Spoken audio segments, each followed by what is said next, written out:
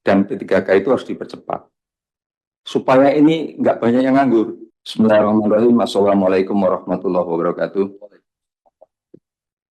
Pimpinan dan anggota Komisi 2 yang saya hormati, Ibu Menteri PAN RB beserta jajarannya, ini ada sahabat-sahabat saya, tempat saya menimba ilmu ini pimpinan, Kepala BKN dan seluruh jajarannya.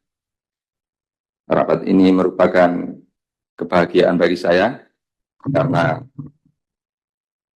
di suatu waktu saya pernah duduk di situ, pimpinan, bersama beberapa orang yang sekarang duduk di situ, dan hari ini saya duduk di sini. Baik, terima kasih atas paparan yang disampaikan oleh Ibu Menteri beserta Kepala BKN, Profesor Dr. Yudan Arif. Ini sangat menarik karena lama tidak berinteraksi dengan Kemenpan RB dan BKN. Hari ini berinteraksi dan saya menemukan frasa-frasa yang menunjukkan semangat dan apa birokrasi kita akan menuju kepada birokrasi modern. Apa itu? Yaitu meningkatkan bagaimana kedua lembaga ini berusaha untuk melakukan transformasi digital sesuai dengan tuntutan zamannya.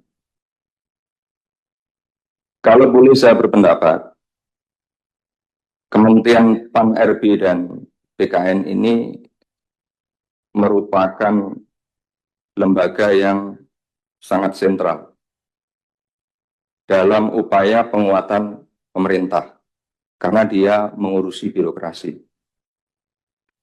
Jadi asas progresif, bukan menunggu, itu perlu diterapkan oleh Kementerian PAN RB dan BKN. Selama ini, saya mengenal ya, selama ini itu kan lebih banyak menunggu. Ada masalah baru diatasi.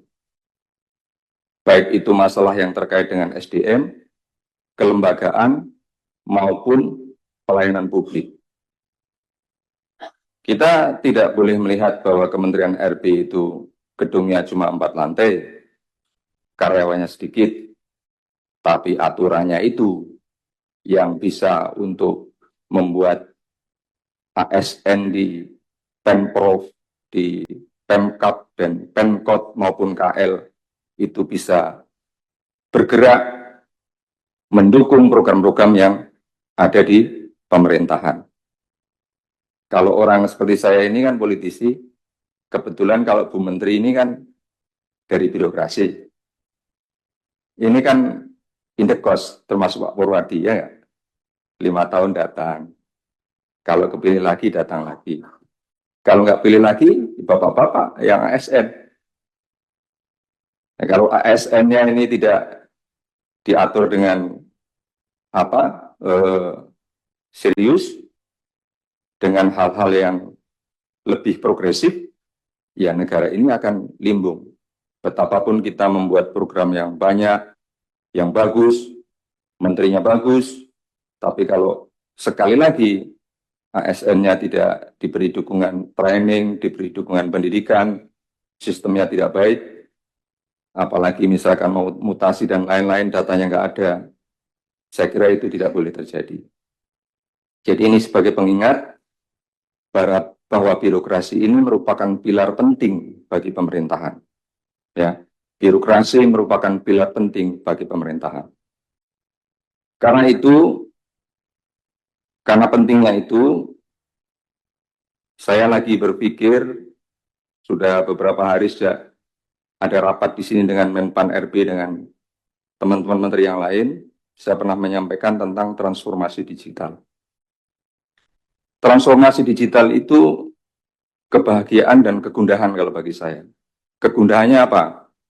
Gara-gara alasan digitalisasi, banyak kementerian kemudian mengajukan untuk bikin sistem ini, sistem itu, yang ternyata kalau boleh diaudit, itu yang useless hampir 80%.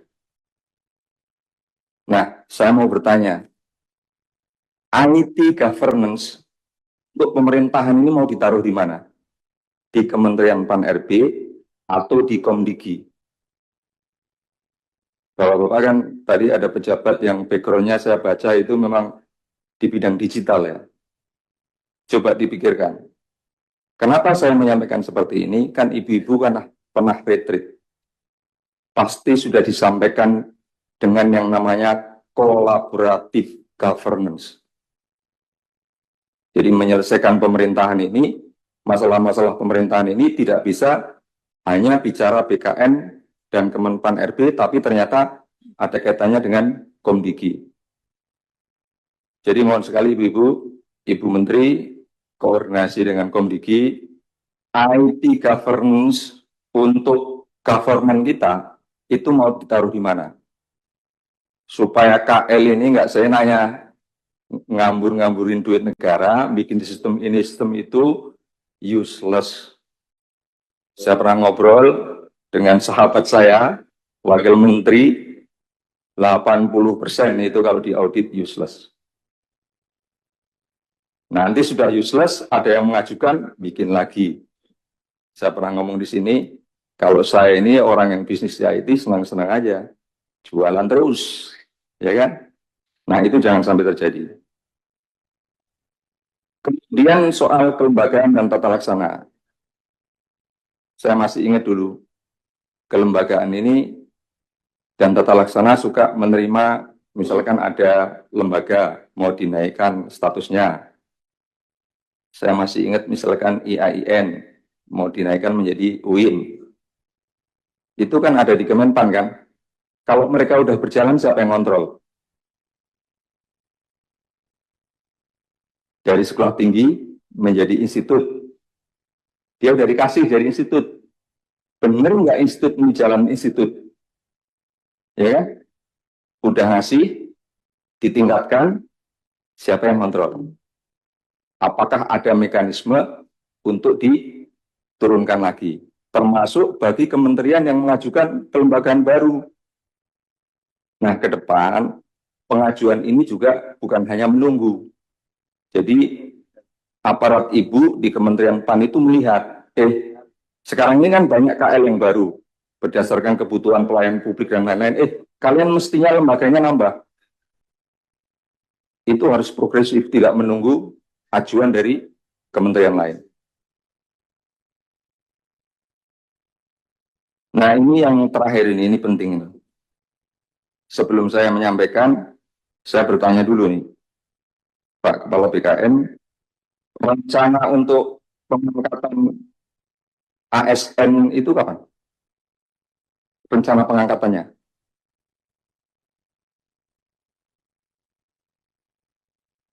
Ini sedang kami bahas dengan Ibu Menteri. Tadi sebagaimana yang Ibu Menteri sampaikan, kemungkinan akan ada penyesuaian waktu, Pak Anies. Oke. Berarti kan ada pengangkatan ASN dan pengangkatan P3 ya? P3K ya? Ya. Begini Pak, kita urun rembuk ini untuk kebaikan. Tadi Pak Tovan Pawe juga sudah menyampaikan. Negara kita ini kan sedang lumayan mendapatkan cobaan terkait dengan PHK di sejumlah perusahaan. Kemudian tentu Bapak-Bapak juga merespon bagaimana program pemerintah untuk melakukan percepatan di berbagai bidang kerja-kerja yang terkait dengan masyarakat, pelayanan masyarakat. Pertama, prinsipnya harus dipercepat, Pak. Pengangkatan ASN dan P3K itu harus dipercepat. Supaya ini nggak banyak yang nganggur. Yang kedua, bukan hanya soal nggak banyak yang nganggur, mereka cepat bekerja untuk mendukung pemerintahan. Jadi kalau kami usul itu, pengangkatannya itu bisa Oktober 2025 untuk yang ASN. Kemudian yang P3K Maret 2026. Gitu. Jadi negara, pemerintah ini membantu keadaan supaya cepat-cepat orang bisa beraktivitas, berproduktivitas, sekaligus mendukung kerja-kerja pemerintah.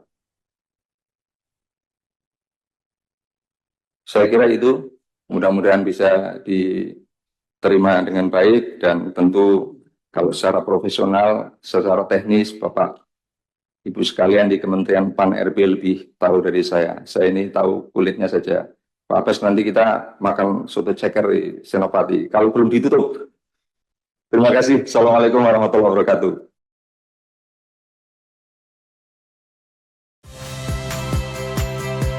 Saya Friska Clarissa. Saksikan program-program Kompas TV melalui siaran digital, pay TV, dan media streaming lainnya. Kompas TV, independen, terpercaya.